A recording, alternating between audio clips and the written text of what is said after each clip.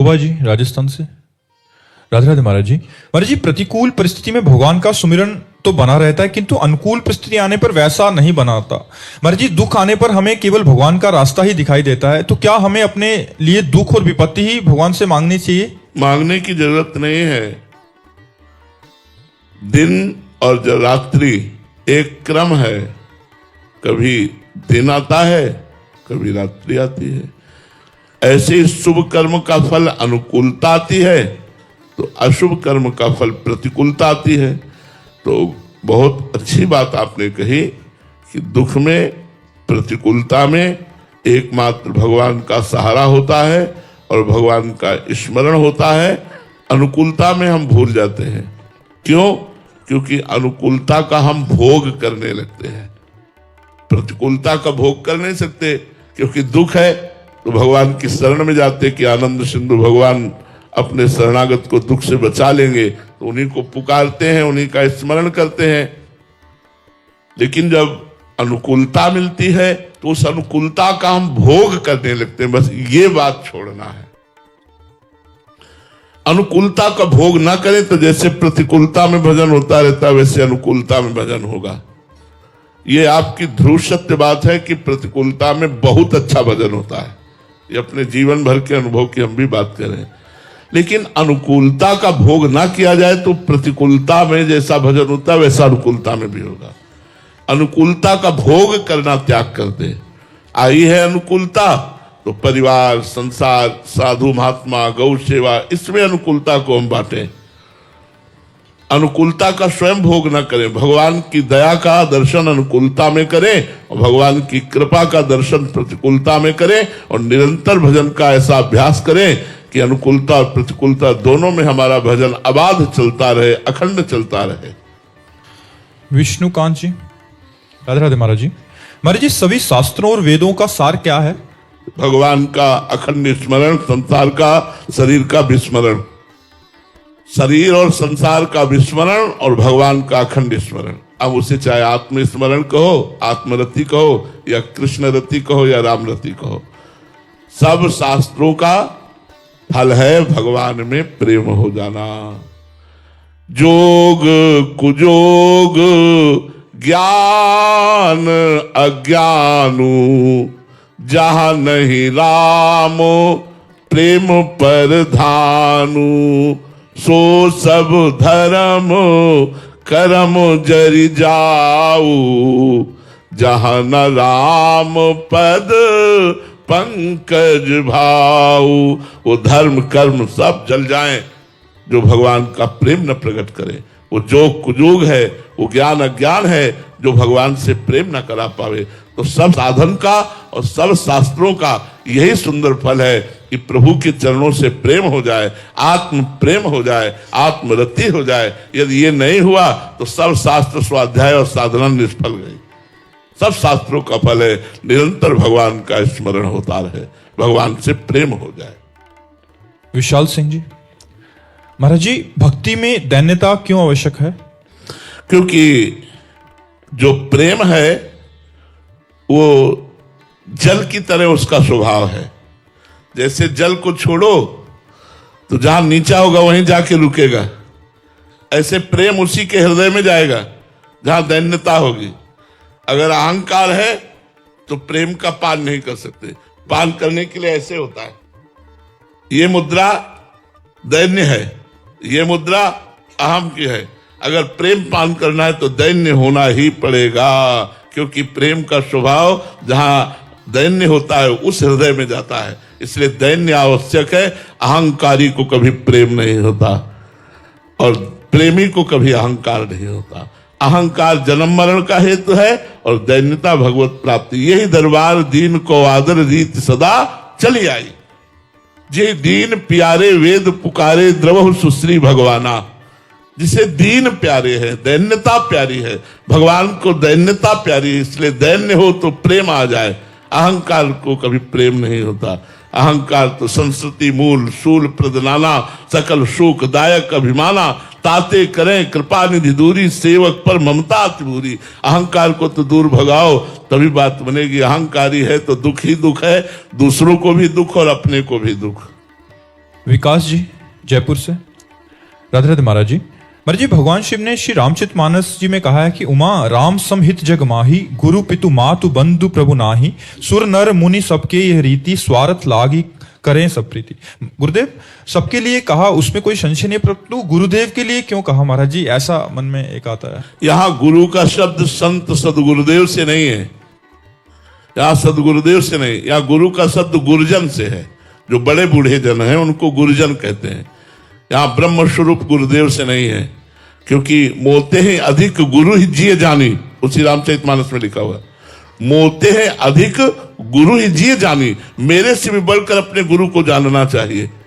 भगवान के वचन है, मोते अधिक गुरु ही जिए जानी। जो सदगुरुदेव भगवान हमें नाम मंत्र उपदेश कर रहे हैं, यहाँ उन गुरु का नहीं, ये गुरुजन शब्द का है। बाबा दादा पर बाबा नाना नानी, इन गुरुजन शब्द का है। उमा राम सम हित जग माही, गुरु पितु मातु बंधु को नाही। गुरुजन बाबा दादा नाना पर बाबा आदि, या माता पिता आदि, या कोई रिश्ते नाते, कोई ऐसा नहीं जैसा भगवान कृपा करते हैं, जैसा भगवान प्रेम करते हैं। लेकिन भगवान से भी बढ़कर अगर किसी को पद दिया गया है तो स्वयं भगवान ने कहा, मोते ही अधिक गुरु ही जी जानी, सातों सब मोहिमय जगह देखा, और मोते अधिक संत कर लेखा। तो वहां संत सदगुरुदेव के लिए नहीं है, वहां पूज्य जनों के लिए है, बड़े बुजुर्गों के लिए है। अंशु कुमार जी बिहार से। महाराज जी, विवेक की प्राप्ति कैसे होगी? विवेक हमेशा बना रहे, ये कैसे संभव है? बिन सत्संग विवेक न होई, राम कृपा बिन सुलभ न सोई। बिना सत्संग के विवेक नहीं होता, और बिना भगवान की कृपा के सत्संग नहीं मिलता। यदि हमें रोज सत्संग मिले तो हमारा विवेक जागृत रहे, और विवेक जागृत रहे तो होए विवेक मोह भ्रम भागा, तब रघुनाथ चरण अनुरागा। समस्त विषयों से वैराग्य मोह का नाश ये विवेक करता है, और विवेक सत्संग से होता है, और सत्संग भगवान की कृपा से होता है। इसलिए शास्त्र का स्वाध्याय करो, संतों का संग करो, जिससे तुम्हारा विवेक बढ़े और विवेक नवीन और बलवान बना रहे। जो विषयों को काट करके भगवत प्राप्ति का रास्ता पुष्ट कर दे, उसे विवेक कहते हैं। जो सार असार का हर समय ज्ञान बना रहता है। अविनाश कुमार जी झारखंड से। महाराज जी, साधक के जीवन में ऐसी क्या कमी रह जाती है जिसके कारण वो श्री जी के और पास नहीं पहुंच सकता? भोग, भोगों में प्रियता, इंद्रियों के भोगों की प्रियता के कारण वो प्रियाजू के समीप पहुंच करके भी उनका दर्शन नहीं कर पाता। देखो, वृंदावन धाम प्रियाजू का महल है, वृंदावन के रसिक जन प्रियाजू के निज जन है। शिव विरंच जिस रज की वंदना करते उस रज में हम बैठे हैं, फिर भी हमें प्रियाजू के दर्शन की प्रबल लालसा नहीं, प्रियाजू से मिलने की चाह नहीं, प्रियाजू के मिलन की बात नहीं। क्यों? क्योंकि अभी कोई भोग है ऐसा जो मुझे प्रिय लग रहा है।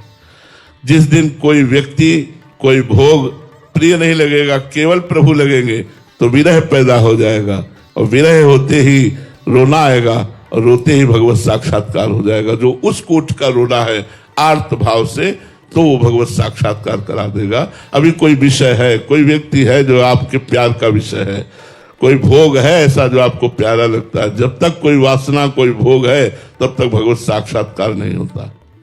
सुधा मिश्रा जी लखनऊ से। राधे राधे महाराज जी। महाराज जी, काम ही नारी प्यारी जिम, लोभ ही प्रिय जिम दाम, तिम रघुनाथ निरंतर प्रिय लागो मोह राम। महाराज जी, इसका यथार्थ भावार्थ समझना चाहते हैं। कामी पुरुष को कुछ सुहाई नहीं देता है, उसको 56 प्रकार के भोग पाओ, उसको अच्छा नहीं लगेगा।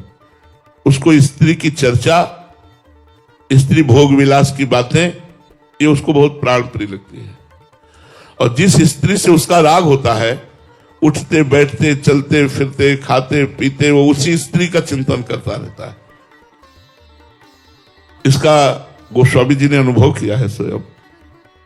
अपनी पत्नी में बहुत अनुराग था गोस्वामी जी का, यहां तक कि जिस दिन से ब्याह करके आई थी उस दिन से मायके नहीं भेजा था। बोले जी नहीं सकते आपके बिना। तो गोस्वामी जी ने अनुभव किया कि कामी की हर समय वृत्ति स्त्री में लगी रहती है। तो हे राम जी, आप हमें ऐसे प्यारे लगे जैसे कामी पुरुष को कामिनी स्त्री, और लोभी पुरुष का हर समय धन में मन लगा रहता है। कितना हो गया, इतना बढ़ाना है, वो सुरक्षित रहे।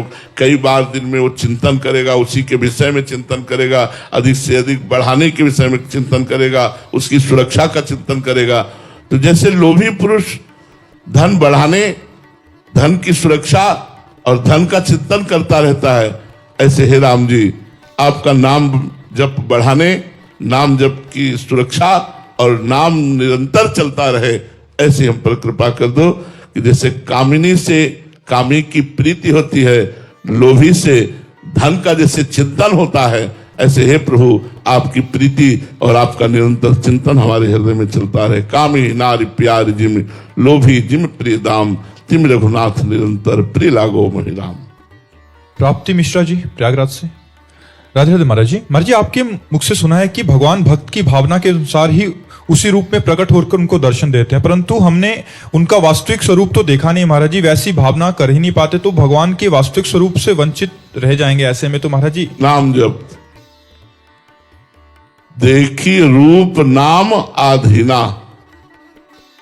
राम जी का क्या रूप है ये नाम जानता है, राम नाम जानता है। राधा जी का क्या असली रूप है, राधा नाम जानता है। कृष्ण जी का क्या स्वरूप है, ये नाम जानता है। खूब नाम जप करो, देखी रूप नाम आधीना, नाम के अधीन रूप है। जितना नाम जप करोगे उतना हृदय पवित्र होगा, और जहां निर्मल हृदय हुआ तो भगवान का जो सहज स्वरूप है वो आपके हृदय प्रकाशित हो जाएगा। भावना करने की जरूरत नहीं पड़ेगी, वो साक्षात प्रकट हो जाएंगे। अभी नाम का ध्यान करो, नाम को सुनो, नाम को जपो, नाम का चिंतन करो, नाम से रति करो, तो नाम ही रूप का दर्शन करा देगा। देखिए रूप नाम आधीना। स्तुति जी इटावा से। राधे राधे महाराज जी हम भागवतिक माहौल में रहने का प्रयास कर रहे हैं, बट कपट पाखंड काम क्रोध की प्रवृत्ति महाराज जी अंदर से मन छोड़ ही नहीं रहा। ऐसे में महाराज जी ऐसा लगता है कि धाम में भी रह रहे हैं, फिर कहीं गुरु अपराध या गुरुद्रोह ऐसा बन जाए। डरो मत, डरो मत, डरो मत। अस्पताल में हो बढ़िया बढ़िया डॉक्टर, बढ़िया बढ़िया दवा है, डरने की जरूरत नहीं है। जैसे बड़े अस्पताल में पहुंच जाए तो डर नहीं रहता, एक से एक डॉक्टर रहते हैं, एक से एक दवा रहती है। तो ये हम भवरोग की अचूक औषधि का अस्पताल है वृंदावन, और रसिक महापुरुष यहाँ के डॉक्टर है, और उनके उपदेश औषधि है। चाहे जितना सीरियस मरीज हो सब ठीक हो जाएगा। अपराध का तो चिंता मत करो, वृंदावन ऐसे अपराध नहीं मानता अपने वास करने वालों के। जैसे माँ की गोद में बच्चा शौच कर दे तो माँ अपराध नहीं मानती, ऐसे हम वृंदावन धाम में कोई अगर गलती हो जाती है, वृंदावन वासी है तो वृंदावन प्रभाव सुनो। अपनो ही गुण देत, जैसे बालक मलिन को मात गोद भर लेत। जैसे वो मल लपेटे हुए बालक को माँ गोद में ले लेती है, ऐसे वृंदाटवी माँ अपने शरणागत, अपने अधीन, अपने वास करने वालों के पाप और दोष न देखकर उसे स्वीकार कर लेती है। उनके स्वीकार करते ही प्रिया प्रीतम की प्राप्ति हो जाती है। तो आप डरो मत, नाम जप करते रहो। ये छल कपट काम क्रोध लोभ ये बहुत दूरी तक चलते हैं, ये धीरे धीरे शांत हो जाएंगे। खूब नाम जप करो। मर्जी फिर भी बार बार फिर वही गलती दोहराए मन, तो फिर वृंदावन धाम कोई ऑपरेशन हम क्या करें, हम तो ऐसे हो जाएंगे। हम क्या करें, हमारे में सामर्थ्य नहीं है। सामर्थ्य होती तो हम सुधार लेते, बार बार वही गलती हमसे हो रही। आप सामर्थ्यशाली हो, आपकी शरण में गलतियों से बचने के लिए तो भागकर आपकी शरण मिली। यदि यहाँ भी गलतियां हमारे हृदय को नहीं छोड़ रही तो आप जिम्मेवार हो, हम जिम्मेवार नहीं है। हम तो आपकी शरण में, ऐसे हो जाना चाहिए। गौरांग जी राधे राधे महाराज जी आपके जीवन में पूज्य उड़िया बाबा जी महाराज की जीवनी और वाणी जी का विशेष योगदान रहा है। गुरुदेव क्षमा करना, पूज्य बाबा की जीवनी और उनकी लीलाओं को समझना अत्यंत कठिन है। महाराज जी आपके मन में एक वो है कि बाबा की जीवनी को आपके श्रीमुख से सत्संग में सुना तो जिज्ञासा हुई कि आपने कहा कि जब भगवत साक्षात्कार हो जाता है तो मनुष्य की सारी इच्छाएं, कामनाएं और प्रश्न खत्म हो जाते हैं। पर पूज्य उड़िया बाबा को सर्वप्रथम माँ कामाख्या जी की, फिर काशी में माँ अन्नपूर्णा, फिर वशिष्ठ जी, फिर माँ दुर्गा जी के साक्षात दर्शन हुए। उसके बाद भी बाबा को आत्मबोध नहीं हुआ, बल्कि और आत्मबोध की चाह बढ़ने लगी। इतनी बार साक्षात्कार होने के बाद भी उनकी आत्मबोध की चाह क्यों खत्म नहीं हुई? और जब अंत में बाबा ने उन्होंने माँ को तत्व रूप से नहीं साक्षात्कार किया, कामाख्या को कामाख्या माँ के रूप में कामना पूर्ति के लिए। आप उस समय देखिए ना, हाँ, तो आप उस चरित्र में जब आप देखिए कि उन्होंने कामाख्या जी की उपासना की कि जैसे सूर्य भगवान ने एक बटलोई दी थी युधिष्ठिर को कि जितनों को अन्न पवा सकें, जब तक द्रौपदी जी नहीं पालेंगी तब तक वो बटलोई का अन्न खत्म नहीं होगा। ऐसे मैं कामाख्या की आराधना करके कुछ प्राप्त करूं कि मैं संसार का दुख मिटा सकूं। बाबा का पहले का नाम आर्तत्राण था। तो बाबा ने विचार किया तो आधी उपासना में ही छोड़ दिया कि आखिरकार अगर ऐसा कुछ मिल भी जाएगा तो पूरे विश्व ब्रह्मांड का दुख तो मिटा नहीं पाऊंगा। उत्तम जिज्ञासा होने के कारण उससे भी विरक्ति हुई। कई अनुष्ठान लिए लेकिन उन सबसे विरक्ति हुई। फिर संन्यास ले लिया। संन्यास लेकर तत्व साक्षात्कार में लगे। जब तत्व साक्षात्कार हो गया तब सारी कामनाएं शांत हो गई। फिर इसके बाद कोई अनुष्ठान किया है क्या बाबा ने? 18-18 घंटा अपने स्वरूप में बैठे रहते थे। तो कामाख्या जी को तत्व रूप से साक्षात्कार नहीं किया, सकाम उपासना की। तो सकाम उपासना से किसी देवी देवता का दर्शन हो जाना भगवत साक्षात्कार नहीं कहते। तत्व स्वरूप से उनको दान करके साक्षात्कार करना। जैसे श्री रामकृष्ण परमहंस जी ने काली माता को तत्व रूप से साक्षात्कार किया कि परम तत्व है, यही कृष्ण है, यही राम है, यही सब कुछ है। तो बोलो फिर और कोई उपासना की क्या? पूर्ण हो गए ना। जैसे उड़िया बाबा है वैसे रामकृष्ण परमहंस, कोई कमी थोड़ी थी। बात समझ में आ रही ना? हाँ, तत्व रूप से जिसकी भी आराधना करें तत्व रूप से करें। तत्व रूप से जब उसका साक्षात्कार होगा तब वो पूर्ण हो जाएगा। मानवर्धन सिंह जी, राधे राधे महाराज जी। महाराज जी, आपने एक बार एक प्रश्न का उत्तर देते वक्त कहा था कि चेहरे की चमक और बाहरी तेज के चक्कर में मत पड़ो, आंतरिक तेज के चक्कर में पड़ो। महाराज जी, आंतरिक तेज क्या है और उसको कैसे जागृत कर सकते हैं? आंतरिक तेज यही है कि काम, क्रोध, लोभ, मोह, मद, मत्सर का प्रभाव नहीं पड़ रहा। मानापमानास तुल्य तुल्य निंदात्म संस्तुति। मान और अपमान में, निंदा और स्तुति में समान भाव प्राप्त करके, चाहे जैसी परिस्थिति हो अपने प्रभु को नहीं भूल रहा है, चाहे जैसी परिस्थिति हो उस परिस्थिति का गुलाम नहीं बन रहा है, हर समय वो परम स्वतंत्र भगवान के चिंतन में लगा हुआ है। ऐसे महापुरुष को संत कहते हैं। ऐसे महापुरुष को तेजस्वी कहते हैं कि उनके तेज के आगे प्रतिकूलता, अनुकूलता, सुख दुख, लाभ हानि ये सब मिट्टी हो गए। काम, क्रोध, लोभ, मोह, मद, मत्सर इनका कोई प्रभाव नहीं रहा। वो महापुरुष निरंतर भगवान में स्थित माने जाते हैं। अब ये बात कैसे पता चले कि ये निरंतर भगवान में स्थित है?